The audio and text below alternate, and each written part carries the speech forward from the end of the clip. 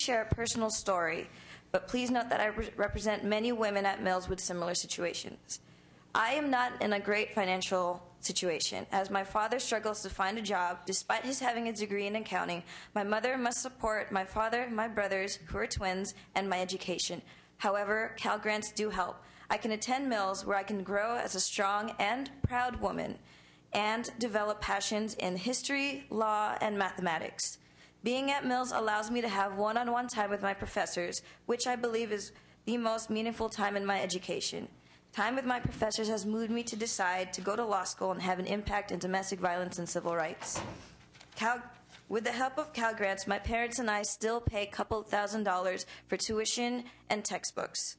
If there's a decrease in Cal Grants, that number we have to pay will increase. Thus, if there's any cut in Cal Grants, I will be kept from attending Mills College, and my graduation will be postponed way past 2012. Thank you once again. Thank you, Ms. Taco, and we wish you well in law school. Thank you, Mr. Chair. My name is Corey Compan. I'm the Director of Financial Aid at William Jessup University up in Rockland. William Jessup is a nonprofit, WASC-accredited, fully functioning liberal arts university, the only private one in the greater Sacramento area. And like Senator Huff, also a graduate of Westmont College. Go Warriors. I would just like to say that, speak on behalf of the Cal Grant, and to dispel a myth that continues to persist, as has been a theme today, that private university is only for those who are wealthy. The overall income for families at private universities is much less, as is evidenced in the brochure that is before you. 63% of our students who receive Cal Grant also receive a Pell Grant from the federal government. Pell Grant is the single definition of need, and these folks simply do not have resources to have these funds cut any farther. Where would they go? I don't think they go anywhere. I don't think they attend college if there are cuts to the financial aid sector that are further than what SB 70 has already done. Thank you for your time today. I respect you guys more after sitting through today than I did before I got here. Thank you very much. Bring your friends. Thank you, Mr. Compan. Mr. Chairman and members, Moira Top on behalf of the California Charter Schools Association. We certainly share the concerns of everyone that has been noted today that the cuts, an all cuts budget would be devastating. Charter schools do suffer, I think, in a unique way. I want to point out a couple of things very briefly. First, we already today receive less block grant or less ADA than our district schools, and so additional cuts to our schools would have a disproportionate impact to us. And secondly, we did hear from Superintendent Torlickson, but just to reiterate, the deferrals have a unique impact on charter schools because of our inability to access capital, to gain additional funds to meet us, to give us bridge funding during deferral period. So that is of grave concern to us. And lastly, if I may just note one particular item that the LAO has raised, and that is they specify a $25 million cut in their menu of options to you related to over budgeting for charter school facility program. That was something that was identified in the February and March deliberations. The legislature did reject that proposal because the data was insufficient at the time. Data still does not exist, and so we hope that you keep that in mind as you continue to deliberate. Thank you very much. Thank you. Good points. Good afternoon. This is Lisa Douglas representing AICCU, which is the Association of Independent California Colleges and Universities, and we're the WASC-accredited degree-granting nonprofit institutions, and we had some of the members here today. We provided a brochure for you showing how the AICCU member schools partner with the state and how important Cal Grants are for students to make the choice, the best choice for them to educate and get their degrees. And we ask no further reductions to Cal Grants. It's a very challenging time, we understand that, but do understand that our schools continue to pledge to enroll students, especially at a time when it's so difficult for the public. So thank you very much. Thank you, Ms. Douglas, and thank you for bringing the students here today. Mr. Chairman and members, I'm Dennis Myers with the California Association of School Business Officials. Really just on the issues of process, Senator Huff and Senator Simidian both asked about how districts are planning and how they came up with the number, and if that number would change if the June ballot was already happening. Just to let you know is that districts had to begin their budget process in January, at developing it based on the governor's budget, which translates to about a $19 per ADA hit. As negotiations here in the building progressed or didn't progress, school districts still were having to adopt budgets, plan for adoption of budgets, but also start issuing layoff notices. So that's where the 349 came from. It's a combination of the $19 per hit that's just in the governor's budget, but then also what we knew at the time would be the impact of the extension of revenues not happening. At that point, all we knew was a number given to us by the LAO saying that Prop 98 would drop by $2 billion, and that equaled to $330. So right now, that's where most districts have adopted or are planning their budgets. But now that we know that the June window is closed and an all-cut budget is something that might happen, you will see districts just in the back of their heads thinking, all right, maybe we need to plan for more. But if you called the state around the state right now and said, what are you planning for, you'd see a vast majority planning for minus 349. Not an all-cut scenario, but just going to where what we knew might happen based on January numbers. Lastly, just as far as timing, we know that the window for a June ballot is closed. And so districts absolutely, I think the worst thing you could do to school districts in the state is to prolong the negotiations, get past June, and then do an all-cuts budget. As devastating as you know that will be in an all-cut scenario, whether you adopt it now or whenever, school districts absolutely need you to act as soon as possible, hopefully in the right way. And from our perspective, that means adopting the revenue with a straight two-thirds vote, getting it done, getting it in place so that we can all work towards what that budget might mean. But if you're going to head towards an all-cuts budget, we absolutely have to know as soon as possible and not drag this out. That would just it would kill districts, kill programs, not kill kids, but kill the programs that kids are depending on, and just make it absolutely impossible for districts to handle. Then you would see districts lining up here for emergency apportionments, which you can't afford to give. So, thank you, Mr. Myers. The last word. Last word. Bonnie Slauson, Mr. Chairman and committee and staff, Bonnie Slauson representing the Community College League. And I want to reiterate many of the things that Mr. Troy and Mr. Lightman have also mentioned about the community colleges. An all-cuts budget for community colleges would be approximately $1 billion reduction over 1 year, which is about 21% of our budget. And obviously the loss of about 400 to 417,000 students would deny access. The proposed reductions would really redefine the community colleges as Senator Simitian so eloquently spoke to. We will be denying access at the same time you've got significant unemployment and job loss here in California, also with a record number of veterans returning for services and education. At the same time, we've got thousands of high school graduates coming out of school. Our colleges have been working to try and address these. Our college presidents today are meeting to discuss what kind of parameters and suggested strategies. We ask you to provide local control for the colleges to be able to work with our state leaders at the system office, Chancellor Scott, as well as through our shared governance at the local level, to be able to handle the cuts based on our community needs, which we also reflect the diversity of our state. We have urban, we have rural, we have economics of scale and resources, to be able to determine how best to handle that for our economic and workforce base.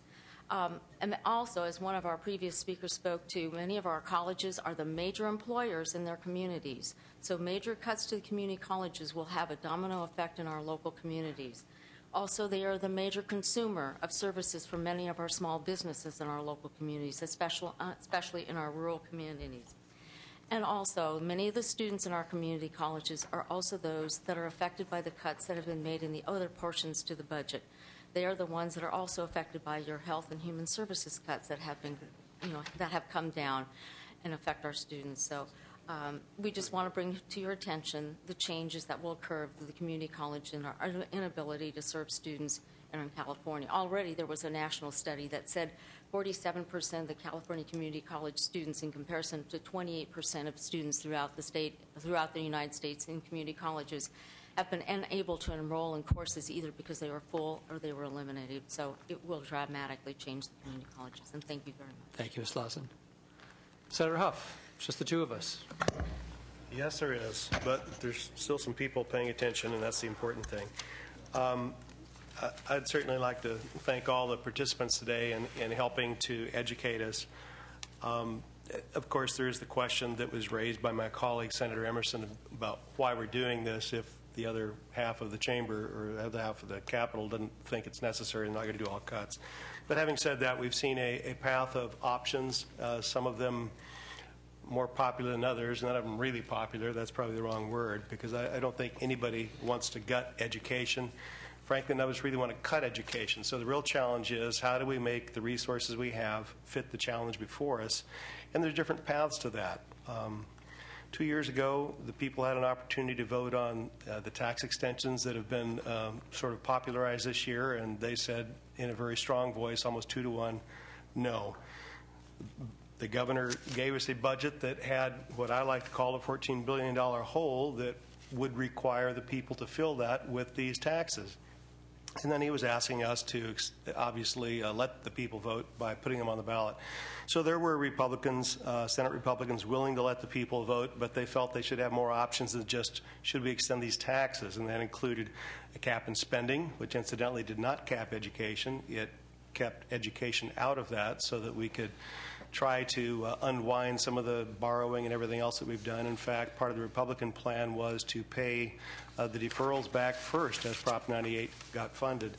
It also included pension reform. The Stanford report says that we are over $500 billion underfunded on our state pensions, and that doesn't bite us this year, but over the next 20 years, it bites us big time, and every year we delay, it becomes much more difficult to get that problem taken care of. And so those were the main things that Senate Republicans wanted to go on the ballot, and the governor broke off those talks. Superintendent of Public Instruction Torlakson said there is a link between money and education strength. I think I wrote that down right, but my writing is atrocious.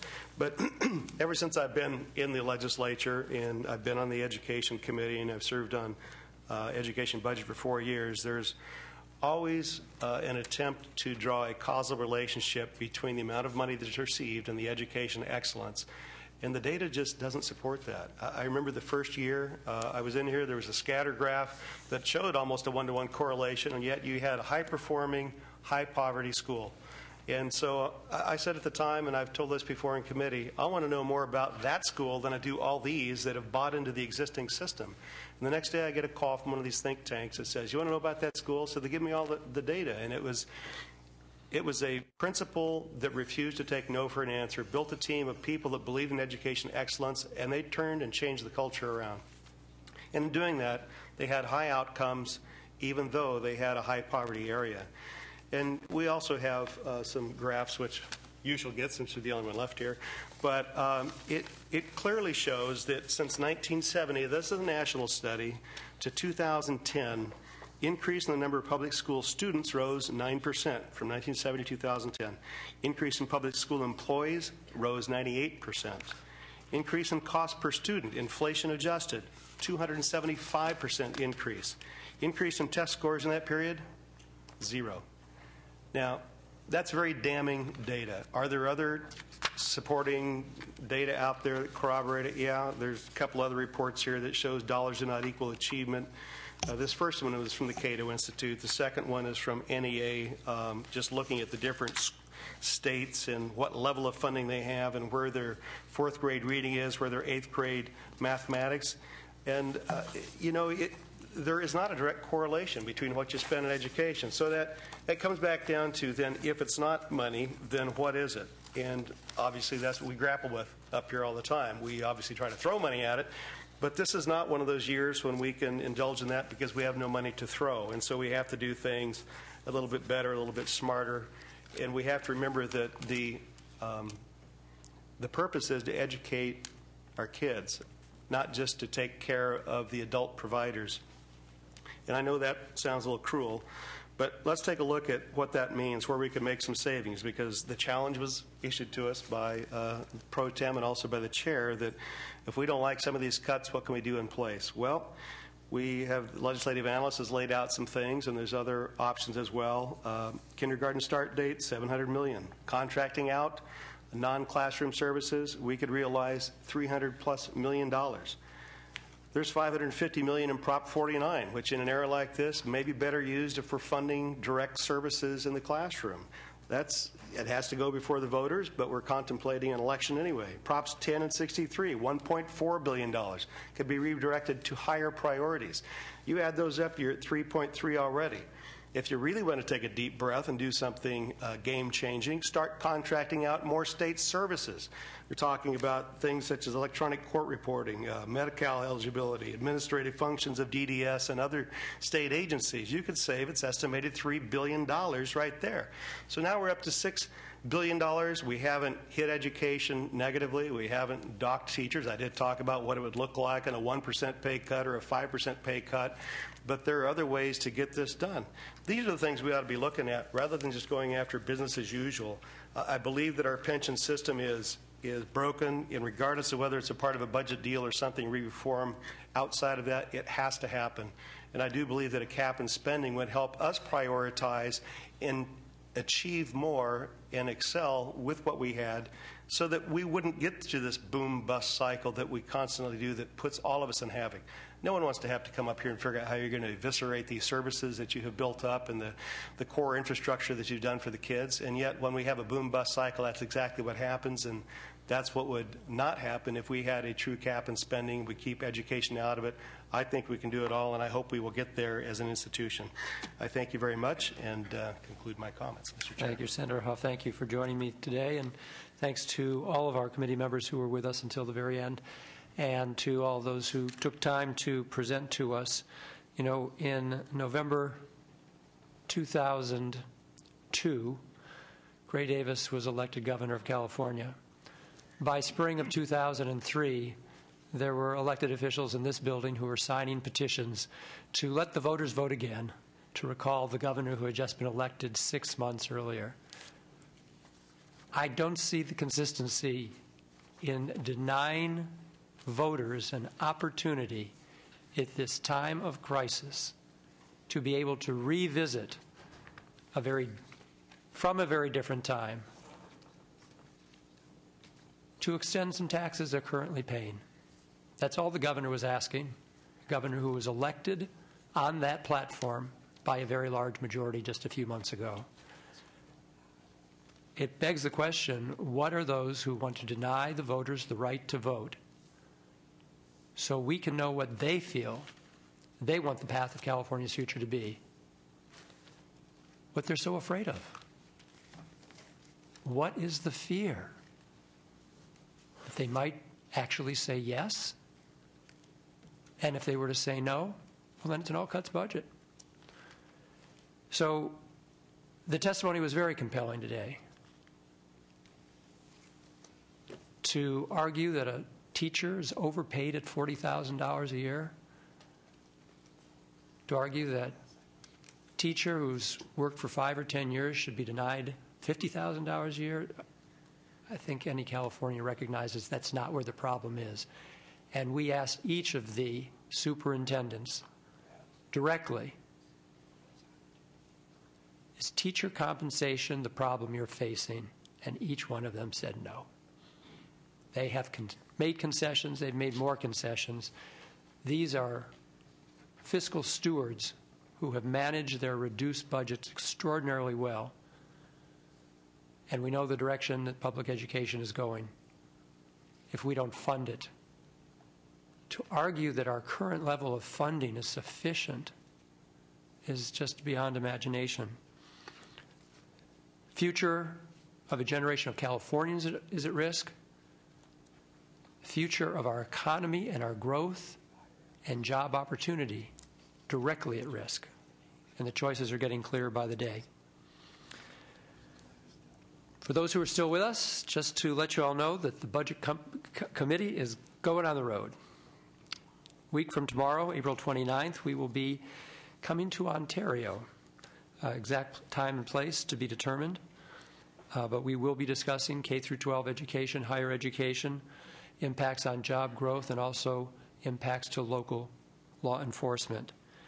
2 weeks after that, Friday the 13th of May, we'll be in the Fresno area, and the third potential yet to be confirmed date would be 2 weeks from tomorrow, Friday, May 6th, the possibility that we be in the San Jose area talking to business leaders. That's still in the planning.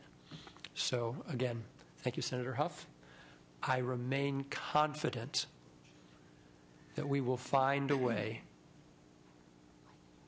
to access some additional revenue so we do not have to see realized what we heard here today.